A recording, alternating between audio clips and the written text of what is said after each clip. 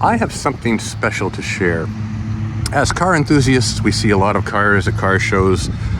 Antique, classic, modified, historical, modern muscle, whatever. Once in a while, we might come across one car that stands out as something really special, something rare, maybe unique, with a fascinating history. The same can be said for people. If you're lucky, you might meet someone with a fascinating past and an amazing story that captivates you as much as any car could. Even more rare is finding both the rare car and its owner who share a fascinating story and history together. I have such a duo. A pair of gems that I came across that I just had to introduce. It's just too good a story not to share with people. So, meet Roger and his 68 Mustang 135.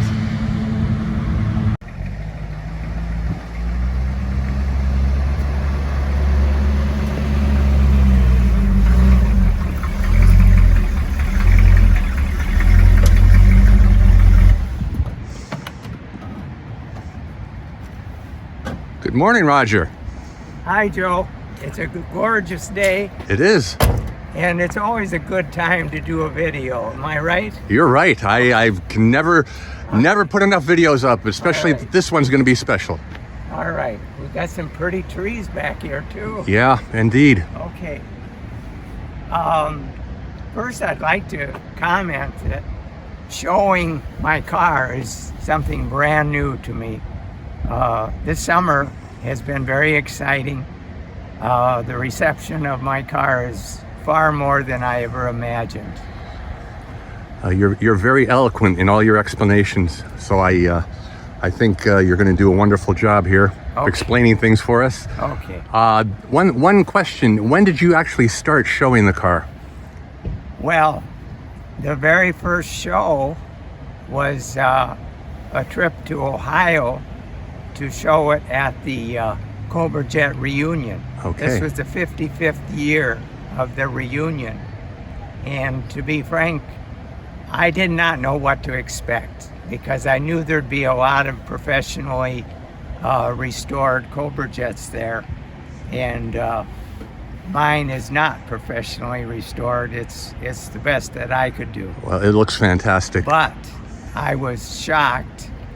There were people swarming around the car, and they kept telling me, Roger, I'm not sure you understand what's going on here because the car is beautiful, but the story is unique.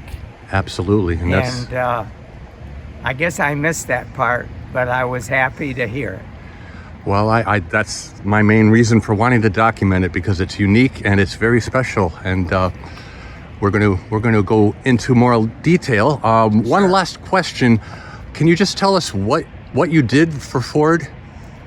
I was hired in 1967 into the calibration and cooling and NVH, that stands for noise, vibration, and harshness. That was my first assignment, and I was very excited. I was ready to set the world on fire. Awesome. From an engineering standpoint, I'm not sure Ford was ready for me, but that's what I thought. And within a month of being in that group, we heard rumblings of a brand new engine, the 428 Cobra Jet engine, and Ford had been kind of slow off the start in promoting performance cars, in large numbers. Mm-hmm. So we were excited. Understandably, and it's fantastic. It's rare that you were a pioneer working as an engineer for Ford at that time. That was a very special time, and this is a very special car, as we're about to learn. Okay, thank you. Hello, everybody. My name's Roger. I have a special car I'd like to share with you.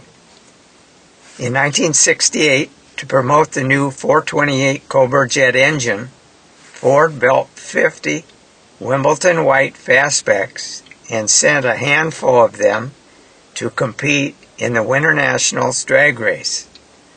A win at this race would be a fine way to showcase the new engine. Win they did, sweeping super stock and stock categories. Hot Rod Magazine tested one of the cars and wrote, quote, "The Cobra Jet will be the utter delight of every Ford lover and the bane of all the rest because, quite frankly, it is probably the fastest regular production sedan ever built." This car, the one you're looking at, was one of the 50 that was built and sent to engineering to fix problems. Those first 50 cars were rushed into production to make that race, and engineering wanted all the problems fixed. Problems included rear wheel hop, excessive oil temperatures, calibration issues, and obsolete parts. I was a brand new engineer at Ford at that time and put in a purchase request for the car in the off chance it would be sold. I had little idea that this car, the 135 series they called them, would one day be so special. The car had been modified with staggered shocks, brackets for suspension work, special exhaust parts, an automatic transmission, and numerous lightning holes in the hood, as well as a tiny battery. So normally, a car like this at Ford would be scrapped, but somehow the car slipped through the cracks and was sold. Test car named V818-16 was mine for $2,300. Note the special test car brass tag forward of the radiator and the large yellow decal on the driver's rocker arm. That decal denoted a special engine build. I raced this car in pure stock and was undefeated. My work in vehicle development and a family delayed plans to race the car more, so it was stored for 45 years.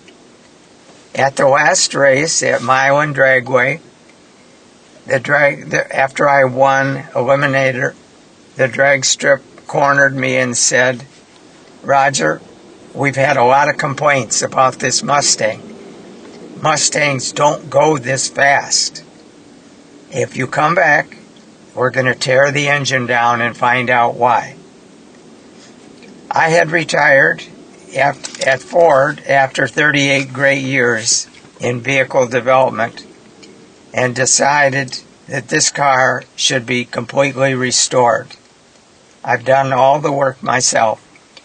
The original paint still shines, although thin in spots, and the chrome is not perfect. But my white fastback gets attention and, as you've heard, has a unique history. I did add the chrome 5-spoke wheels to give it a modern touch. I hope you enjoy it. Thank you.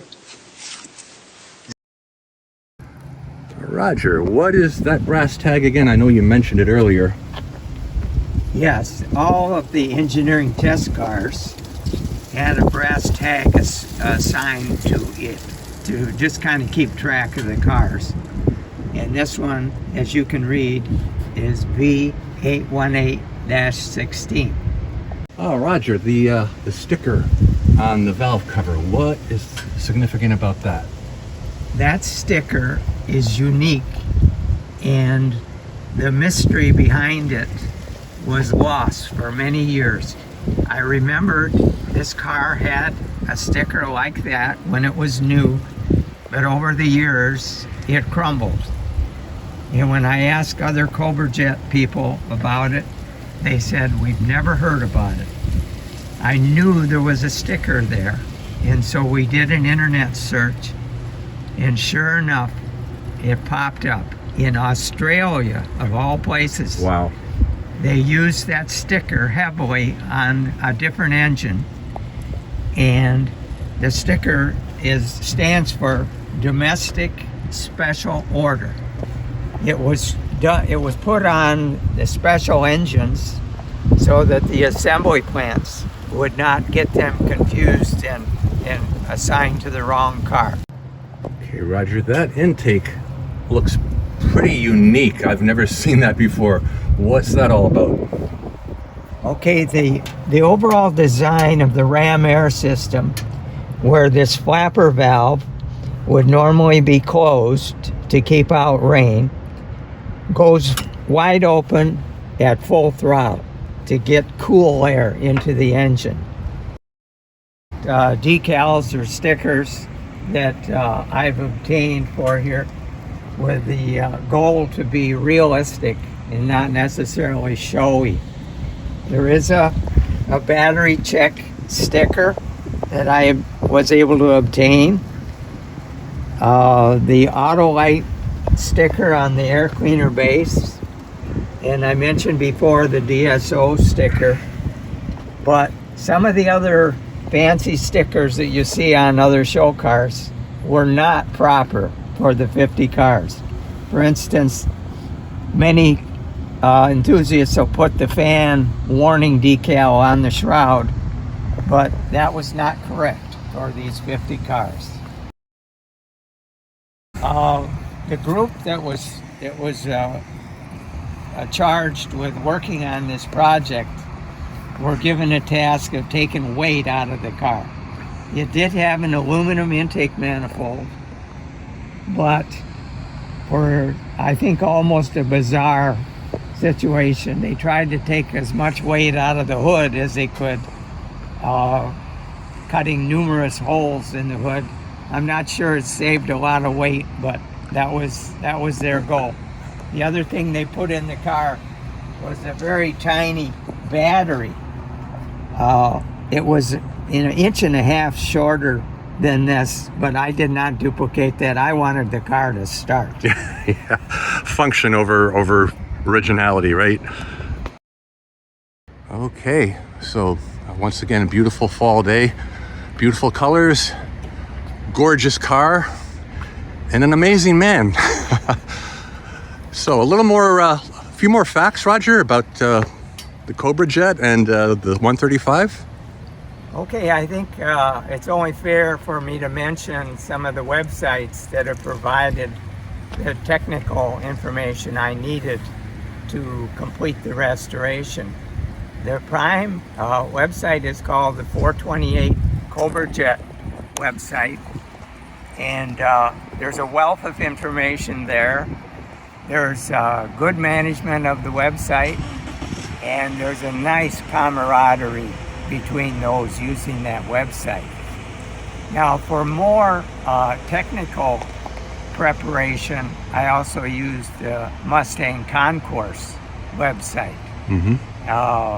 The amount of detail available in those websites is amazing. But back to the 135 series, there's a section in the Cobra Jet website that follows the history of the cars that remain. There were 50 original cars, and they're tracking now 31 of those cars. Now, in that group, one of the cars that's been raced most heavily is owned by Paulie, and he's raced that car now for 55 years. Wow. Amazing. And he's known for some giant wheel stands too. Some of your viewers may have seen some pictures of it.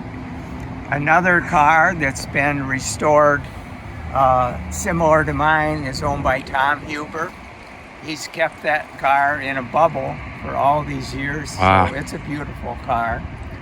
And Vinny Lyons, who is a retired fireman, he has a car similar, but it's been redesigned to race in super stock. He's been successful in that endeavor. And finally, a man named John Cutrimonis actually owns 3 of these cars. Wow. And one is a super stock race car, and one of the others is a highly restored car like mine, except that he had it professionally done. And I don't know if he wants me to say, but the cost to professionally restore a 135 car is well over $100,000. No doubt. I'm sure the value of this car is several $100,000. To be honest, I don't know. Yeah. And I don't plan to sell it. No. Maybe my children will do that. That's up to them. Okay. Well, this has been fascinating, Roger. Thank you for sharing the story and the car. I'm just head over heels over the whole situation, the history of the car and your attachment to it, and the fact that you were a Ford engineer at that time is just mind-blowing for me. You know, my only regret is I should have started this sooner. I really didn't understand how much enjoyment it would bring, you know. Well, the important thing is you did do it, Okay. and other people are enjoying it as much as you. All right. Thank you so much, Joe. Well, thank you, Roger. Okay. I'll see you at a car show soon. All right. All right, thanks. Okay.